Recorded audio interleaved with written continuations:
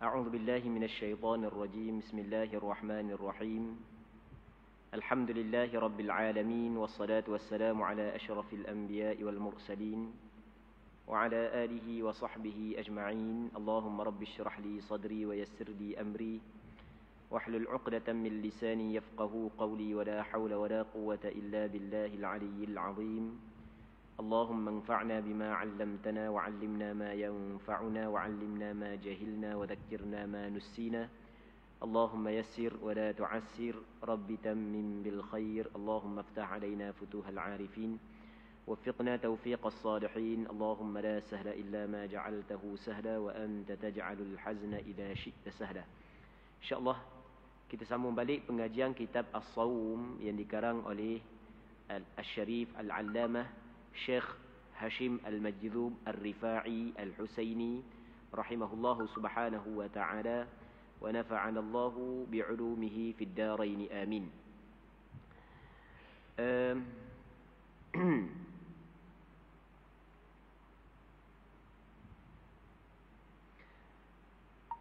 Jadi kita sampai kepada hadis, katanya wa anhu radhiyallahu anhu anna Rasulullah sallallahu alaihi wasallam qala man anfaqa zawjayn fi sabilillah nudiya min abwabil jannati ya 'abdallahi hadha khair faman kana min ahli as-salati du'iya min babis salah wa man kana min ahli al-jihad du'iya min babil jihad ومن كان من أهل الصيام دعي من باب الريان ومن كان من أهل الصدقة دعي من باب الصدقة. فقال أبو بكر رضي الله عنه بأبي أنت وأمي يا رسول الله ما على من دعي من تلك الأبواب من ضرورة فهل يدعى أحد من تلك الأبواب كلها؟ قال نعم وأرجو أن تكون منهم. متفق عليه وهذا لفظ رواية البخاري. Maksudnya, dan daripada Abi Hurairah radhiyallahu taala anhu bahawa Nabi sallallahu alaihi wasallam bersabda, man anfaqa zawjayn fi sabilillah, sesiapa yang berinfak zawjain, perkara ataupun benda yang berpasangan, fi sabilillah, pada jalan Allah, maka nudiya min abwabil jannati ya 'abdallah hadha khair, maka diseru akan dia daripada pintu-pintu syurga, wahai Abdullah, wahai hamba Allah, ini adalah kebaikan. Maksudnya ialah pahala ganjaran yang ia kebaikan bagimu berbanding dengan perkara yang lain. Muslimin muslimat yang dirahmati oleh Allah Subhanahu wa taala. Jadi hadis ni Abu Hurairah menceritakan kita bahawasanya Rasulullah sallallahu alaihi wasallam pernah bersabda. Dalam sabdaan Rasulullah ini, Rasulullah sallallahu alaihi wasallam menceritakan tentang kelebihan beberapa amalan. Antaranya adalah berinfak fi sabilillah. Maksud infak adalah kita membelanjakan harta kita pada jalan Allah. Di sana ada orang hak yang berinfak fi sabilis syaitan, dan ada orang hak yang berinfak fi sabilillah.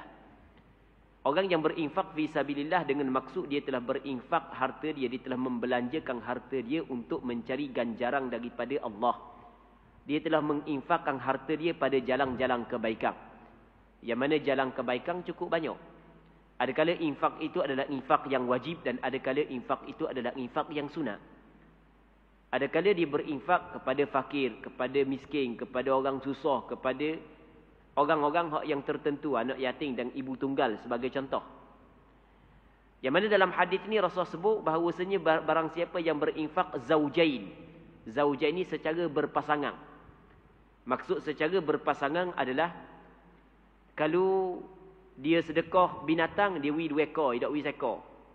Kalau kata-kata sedekah binatang kambing, dia bagi 2 ekor. Kalau lembu dia bagi 2 ekor. Kalau ayam dia bagi 2 ekor.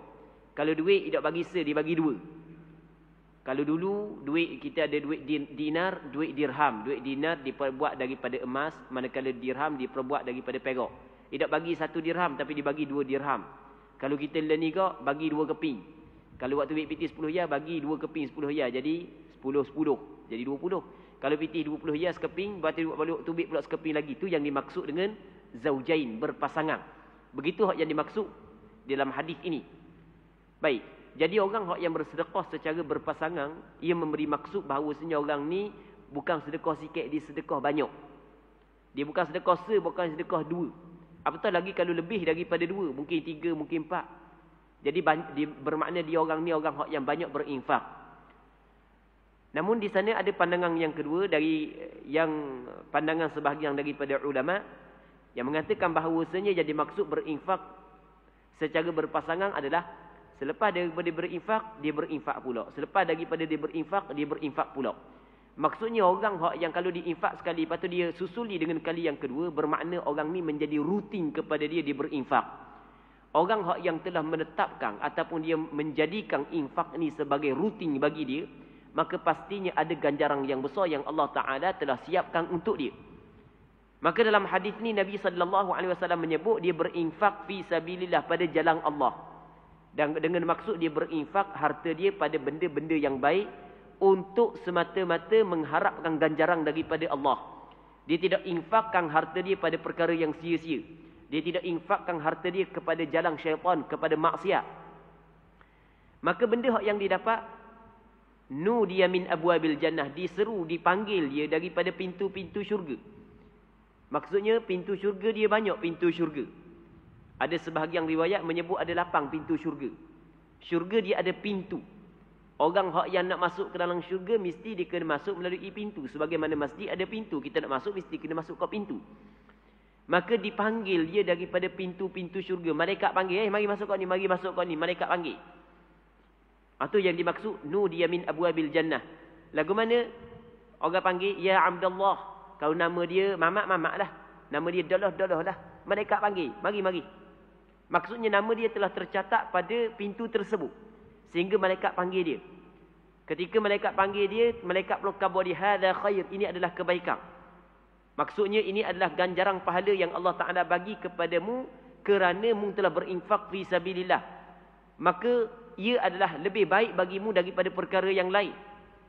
Sebab di akhirat kelak, apa yang paling berharga ataupun benda yang berharga untuk kita adalah ganjaran yang Allah Subhanahu Wa Taala bagi kepada kita. Hak tu yang lebih berharga untuk kita. Manakala harta benda kita yang kita miliki di atas dunia, anak pinak kita, keluarga kita, sedikit pun tidak memberi manfaat kepada kita di akhirat nanti. Allah Subhanahu Wa Taala berfirman dalam Al-Quranul Karim, "Yauma la yanfa'u malun wa la banun illa man atallaha biqalbin salim."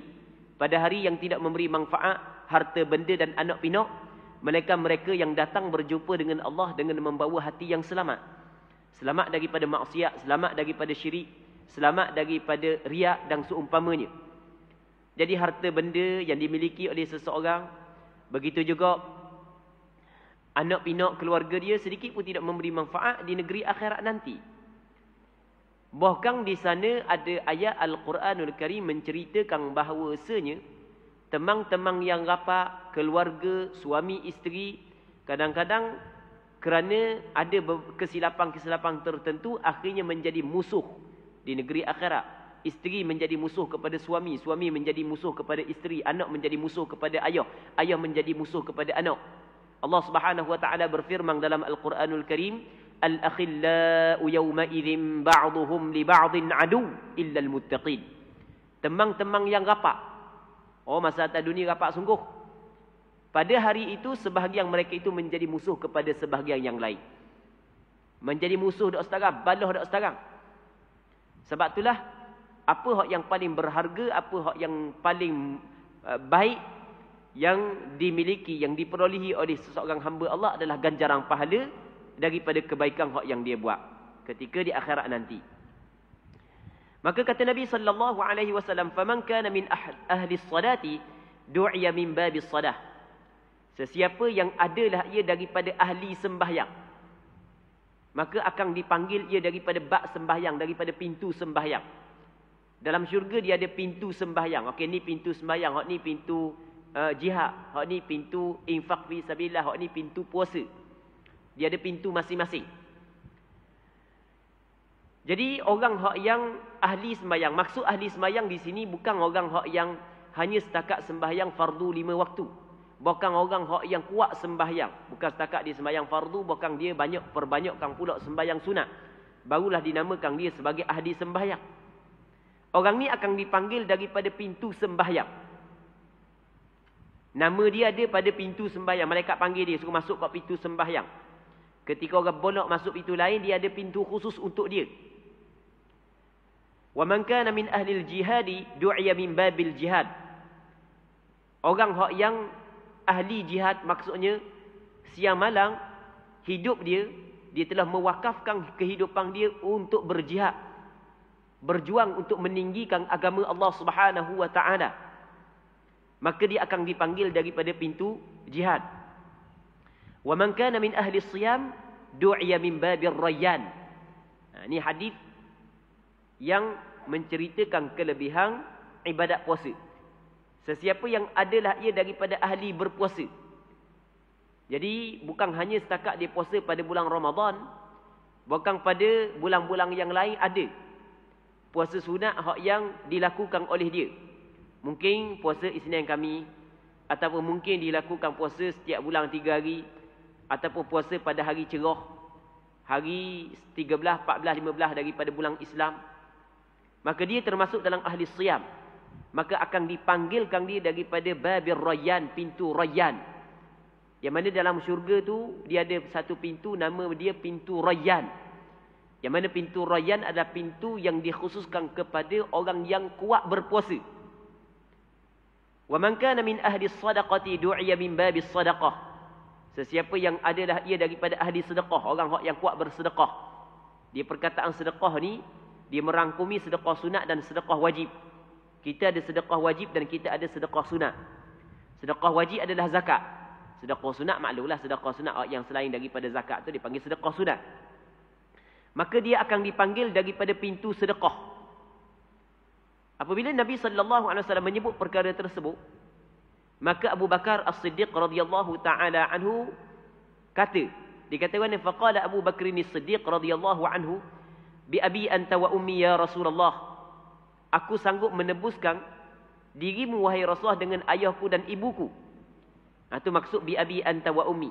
Dengan ayahku engkau wahai Rasulullah dan ibuku. Dengan maksud aku sanggup menebuskan ayah aku dan mak aku denganmu wahai Rasulullah.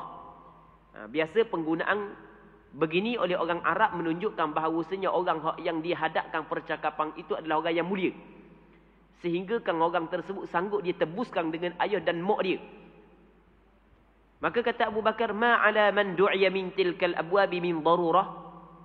Tidaklah mereka, yakni golongan yang dipanggil daripada pintu-pintu tersebut keperluan. Maksudnya kalau dipanggil daripada satu pintu, tidak perlu dah dia dipanggil daripada pintu yang lain. Kalau dia dipanggil daripada pintu sembahyang, tidak perlu dah dipanggil dia daripada pintu puasa, daripada pintu sedekah, daripada pintu jihad. Maka kata Abu Bakar, fahal yud'a ahadun min tilkal abwabi kulliha?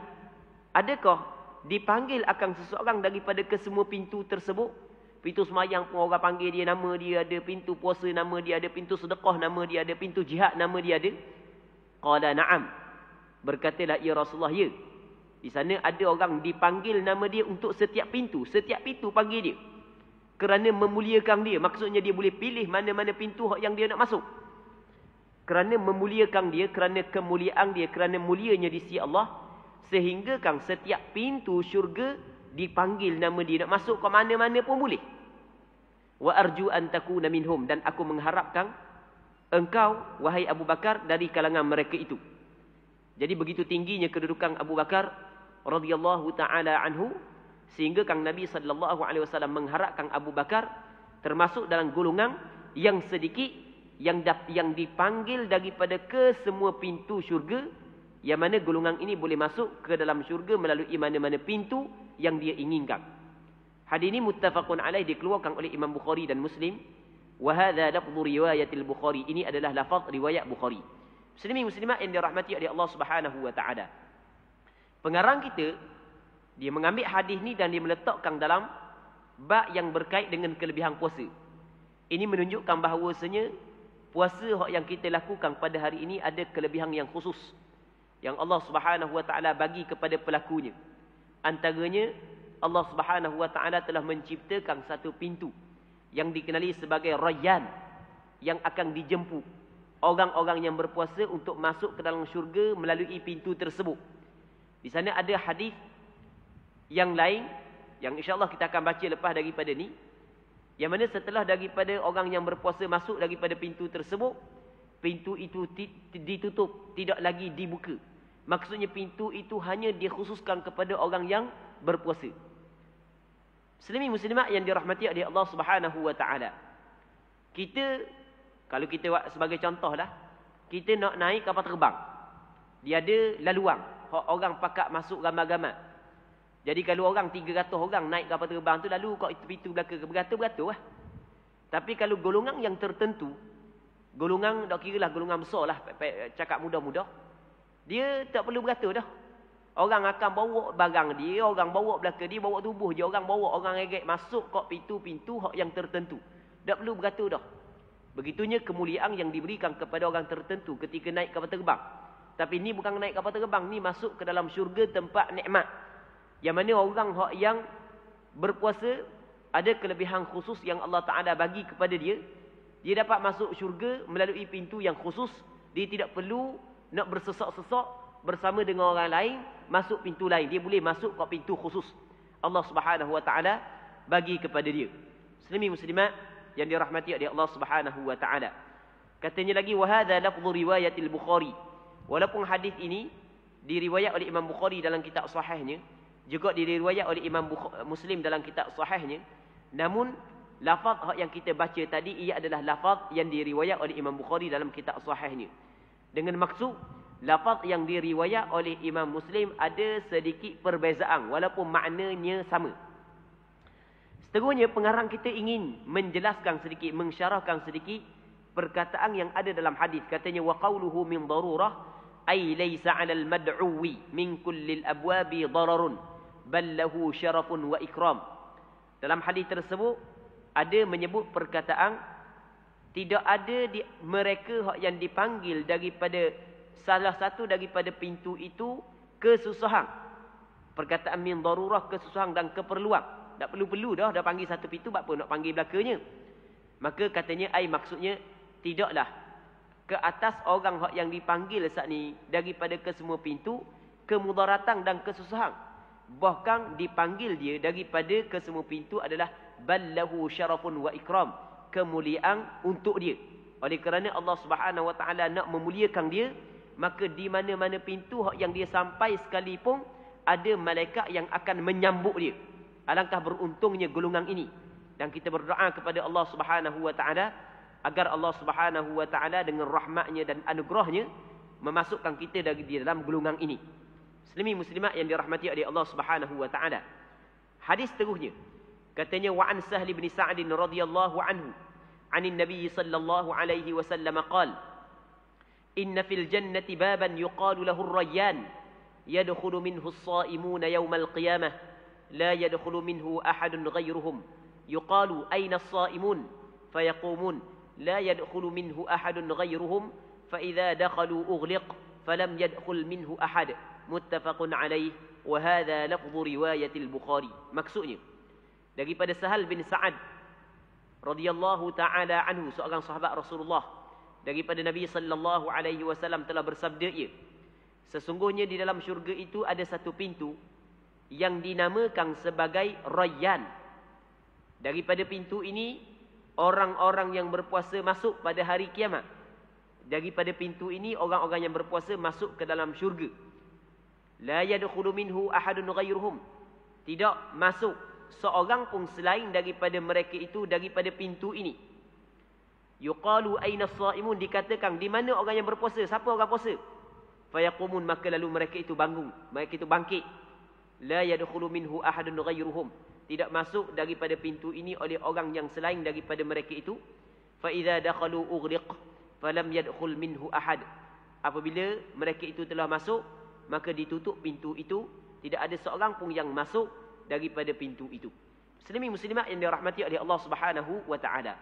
Jadi hadis ni, seorang sahabat Rasulullah yang dikenali dengan Sahal bin Sa'ad As-Sa'idi, dia menceritakan kepada kita pernah Rasulullah khabar. Yang mana di akhirat dalam syurga ada satu pintu yang dikenali sebagai Rayyan. Okey, sama dengan perkara tadi. Hak yang kita sebut sebelum daripada ni ataupun sama dengan perbincangan hadis sebelum daripada ni. Yang mana daripada pintu Rayyan hanya orang-orang yang berpuasa saja masuk. Rasul kata tidak masuk daripadanya oleh seorang pun selain daripada mereka itu. Lepas tu Rasul ulang lagi, tidak masuk pun daripada pintu tersebut oleh seorang pun selain daripada mereka itu. Lepas tu Rasul sebut lagi, tidak masuk seorang pun daripada pintu itu selain daripada mereka itu. 3 kali Rasul khabar.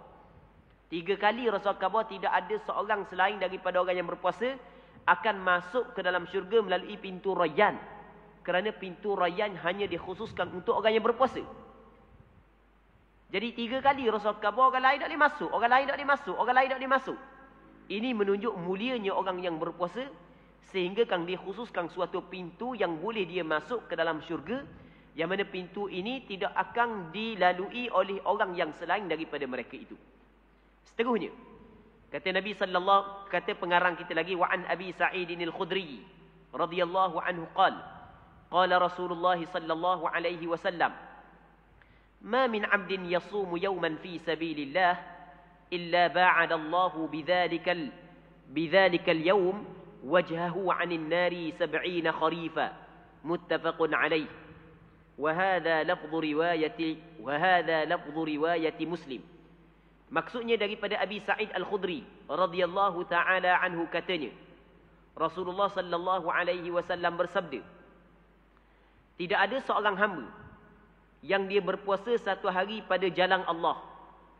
Jadi ketika dia berada pada jalan Allah, ketika dia berjihad, ketika dia berjuang, ataupun ketika dia mencari nafkah kerana menunaikan tanggungjawab dia sebagai hamba Allah, tiba-tiba dia berpuasa suatu hari.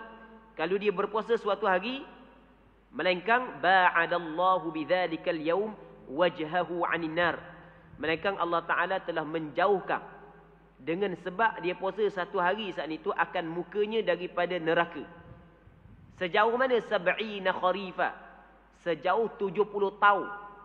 Jadi apabila dia puasa sehari pada jalan Allah, kerana mencari keredaan Allah, kerana mencari ganjaran daripada Allah, maka Allah Ta'ala jauhkan dia daripada neraka Allah sejauh perjalanan 70 tahun. Bukan dekat 70 tahun ni, perjalanan 70 tahun. Begitulah kelebihan yang diberi kepada orang yang berpuasa sehari pada jalan Allah. Apatah lagi kalau dia puasa 2 hari. Apatah lagi kalau dia puasa 3 hari. Sebab itulah dalam hadis yang lain kata Rasulullah, as-siyamu junnah. Puasa ni adalah benteng. Yang mana benteng seseorang daripada neraka Allah Subhanahu wa taala. Maka ketika mana kita tahu puasa ni dapat menjauhkan kita daripada neraka Allah, ia menjadi benteng, maka ambillah peluang setelah daripada Ramadan nanti kita berpuasa. Sekurang-kurangnya puasa 6 hari pada bulan Syawal, dengan mengharapkan ganjaran daripada Allah Subhanahu wa taala, agar puasa tersebut ia menjadi benteng di antara kita dan neraka Allah Subhanahu wa taala. Pengarang kita cuba ingin menjelaskan beberapa kalimah yang ada dalam hadis tersebut. Katanya qauluhu 70 kharifa, perkataan Rasulullah 70 tahun saat itu adalah ai muddata sayrin 70 sanah, tempoh perjalanan 70 tahun. Li'anna al-kharif yamurru kulla sanatin marratan, kerana sesungguhnya kharif ni asal makna dia musim luruh. Dia ada negara yang mempunyai 4 musim. Ada musim bunga, ada musim panas, musim sejuk, musim luruh. Dia musim luruh sekali setahun. Kerana sesungguhnya musim luruh ni berlalu setiap setahun sekali. Jadi 70 kali musim luruh dengan makna 70 tahun lah. Wa makna fi sabilillah, dan makna pada jalan Allah adalah fil jihad, pada berjihad. Berjihad ni ada makna yang umum dan ada makna yang khusus. Makna yang khusus berjihad adalah seorang berjihad pada jalan Allah, menentang orang kafir, tujuan untuk meninggikan agama Allah. Jihad dengan makna yang umum adalah seorang berjihad untuk meninggikan agama Allah, sama ada dengan cara menentang kafir ataupun dengan cara menuntut ilmu. Menuntut ilmu juga termasuk dalam jihad. Awi bertigha wajhillah, ataupun Maksud fi sabilillah adalah dia menuntut zat Allah Ta'ala, menuntut wajah Allah. Maksudnya dia berpuasa kerana Allah, mengharapkan ganjaran daripada Allah Subhanahu wa Ta'ala. Seterusnya kata pengarang kita, wa an Abi Hurairah radhiyallahu anhu anin Nabi sallallahu alaihi wasallam qala man sama ramadhana imanan wa ihtisaba ghufira lahu ma taqaddama min dhanbihi, muttafaqun alaih. Daripada Abi Hurairah radhiyallahu anhu, daripada Nabi sallallahu alaihi wasallam, Rasulullah bersabda, barang siapa yang berpuasa pada bulan Ramadan, ni alhamdulillah kita berada pada bulan Ramadan. Ketika dia berpuasa imanan, dalam keadaan dia beriman, dia percaya, dia meyakini ada ganjaran yang telah ditetapkan oleh Allah kepada orang yang berpuasa Ramadan. Wahtisaban, dan dia mengharapkan ganjaran daripada Allah. Dia yakini ada ganjaran, dan ketika dia berpuasa, dia mengharapkan ganjaran daripada Allah. Apabila ada dua perkara, ataupun apabila dia melakukan tiga perkara ni, yang pertama puasa pada bulan Ramadan, yang keduanya ada kepercayaan dalam hati dia tentang ganjaran puasa tersebut, yang ketiganya dia mengharapkan ganjaran daripada Allah. Apabila dia buat tiga ni, ghufira lahu ma taqaddama min dhanbi, diampunkan kepadanya setiap dosa yang dia buat terdahulu. Tapi maksud dosa di sini hanyalah dosa kecil, tidak dosa besar, kerana dosa besar disyaratkan mesti dia kena bertaubat kepada Allah Subhanahu wa Ta'ala. Muslimin muslimat yang dirahmati oleh Allah Subhanahu wa Ta'ala, kita sebagai manusia biasa, bukan nabi, bukan rasul dan bukan para malaikat, kita tidak terlepas daripada melakukan kesilapan dan kesalahan. Namun di sana ada amalan-amalan yang telah ditetapkan oleh Allah Subhanahu wa Ta'ala. Andai kata kita buat amalan ini, maka dosa-dosa kita diampun oleh Allah Subhanahu wa Ta'ala. Antara amalan yang dapat mengampung dosa, yang dapat menghapuskan dosa yang kita buat, adalah kita melakukan ibadat puasa Ramadan dalam keadaan kita percaya bahawa puasa ini ada ganjaran yang telah ditetapkan oleh Allah, dan kita mengharapkan ganjaran pahala, maka kita akan mendapat kelebihan ini, iaitu segala dosa-dosa yang kita buat semuanya diampun oleh Allah Subhanahu wa Ta'ala. Tapi dengan syarat dosa kecil saja, tidak dosa besar. Dosa besar mesti kena bertaubat kepada Allah. Jadi kita berada pada bulan Ramadan, setiap kali kita nak puasa tu, kita kena hadir semua dalam hati kita ni mengharapkan daripada puasa ini ganjaran daripada Allah. Kita biar hadir dalam hati supaya kita termasuk dalam golongan yang disampaikan ataupun yang disebut oleh Rasulullah sallallahu alaihi wasallam dalam hadis ini. Hadis ini muttafaqun alaih. Maksud muttafaqun alaih adalah hadis ini dikeluarkan oleh Imam Bukhari dan Muslim. Muslimin muslimat yang dirahmati oleh Allah Subhanahu wa Ta'ala. Okay, kita baca satu hadis lagi. Wa anhu radhiyallahu anhu anna Rasulullah sallallahu alaihi wasallam qala, daripada Abi Hurairah bahawasanya Rasulullah sallallahu alaihi wasallam pernah bersabda, "Idza jaa Ramadan futihat abwabul jannah wa ghulliqat abwabun nar wa suffidatis syayatin." Apabila datang bulan Ramadan, maka dibuka pintu-pintu syurga dan dikunci pintu-pintu neraka dan dibelenggu syaitan. Hadis ini dikeluarkan muttafaqun alaih, dikeluarkan oleh Imam Bukhari dan Muslim. Namun yang lafaz kita baca adalah wa hadza lafdhu riwayati Muslim. Ini adalah lafaz riwayat Muslim. Muslimin muslimat yang dirahmati oleh Allah Subhanahu wa Ta'ala, Abu Hurairah menceritakan kepada kita suatu perkataan Rasulullah yang pernah Rasulullah berkhabar, apabila datang bulan Ramadan maka pintu syurga secara keseluruhannya dibuka. Maksud pintu syurga dibuka ni, ulama berbeza pandangan. Pandangan yang pertama maksudnya adalah buka sungguh. Maka para malaikat dapat melihat bahawasanya Ramadan Ramadan datang, maksudnya masuk dah Ramadan dengan pintu-pintu syurga dibuka oleh Allah Subhanahu wa Ta'ala. Jadi antara tanda tibanya bulan Ramadan adalah pintu syurga terbuka, pintu neraka tertutup. Okey, ini pandangan sebahagian ulama. Namun sebahagian ulama yang lain mengatakan ini adalah sebagai kiasan. Kiasan terlalu banyak kebaikan pada bulan Ramadan dan hamba Allah pada bulan Ramadan kurang melakukan kejahatan, maka seolah-olah pintu syurga terbuka dan pintu neraka tertutup. Begitu juga wasufidati syayatin, syaitan dibelenggu. Syaitan dibelenggu ni ulama berbeza pandangan. Adakah dibelenggu sungguh ataupun ia hanyalah kiasan? Pandangan yang pertama mengatakan dibelenggu sungguh. Dan kalau belenggu tu, kenapa masih lagi wujud kemungkaran maksiat pada bulan Ramadan sedangkan malaikat syaitan telah dibelenggu? Katanya hak yang dibelenggu hanyalah syaitan-syaitan hak yang jahat sahaja.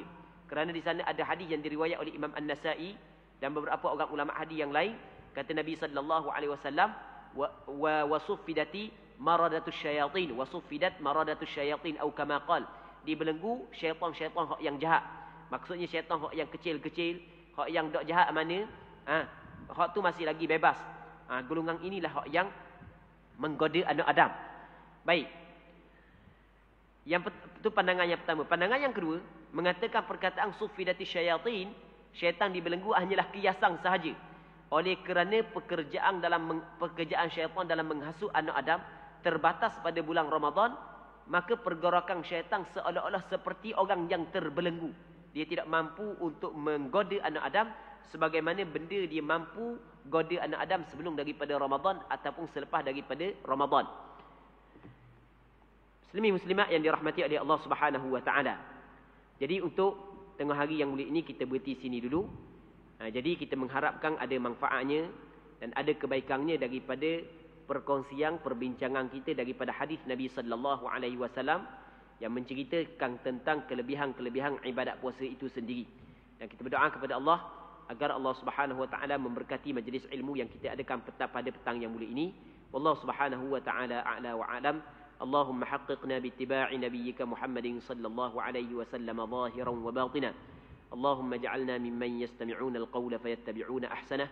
Sallallahu wa sallim wa barik ala sayyidina Muhammad wa ala alihi wa sahbihi ajma'in.